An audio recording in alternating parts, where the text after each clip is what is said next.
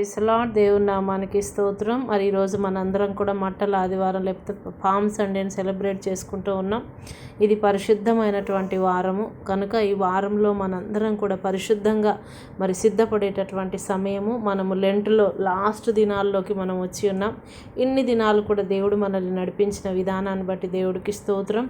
మరి ఈరోజు మనం అందరం కూడా మరి యేసు ప్రభుని శిష్యులందరూ కూడా మరి అక్కడ యెరూషలేములో ఉన్నటువంటి వారందరూ కూడా హోసన్న గీతాలతో మరి వాళ్ళ యొక్క వస్త్రాలను పరిచి తాటి మట్టలను పట్టుకొని దావీదు కుమారునకు హోసన్న ప్రభు పేరిట వచ్చేవాడు ఆశీర్వదింపబడునుగా కానీ బిగ్గరగా కేకలు వేస్తూ ప్రభువుని ఆ గాడిద పిల్ల పైన తీసుకొని వెళ్తూ ఉన్నట్లుగా మనం చూస్తూ ఉన్నాం.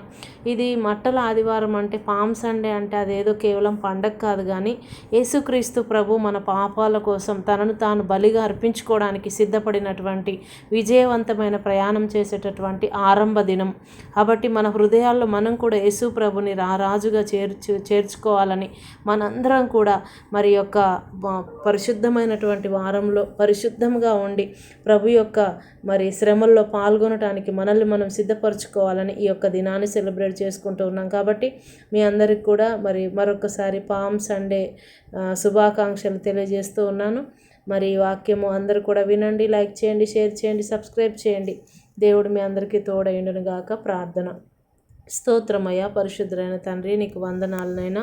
మాకు ఇచ్చిన ఈ దినాన్ని బట్టి వందనాలు ప్రభా. ఈ రీతిగా మేమందరం కలిసి నాయన నీ నామాన్ని గణపరచుటకు హోసన్న దావీదు కుమారుడుకు హోసన్న అని నీ నామాన్ని గణపరచడానికి ప్రభా మాకు ఇచ్చిన శ్రేష్టమైన దినాన్ని బట్టి నీకు వందనాలు.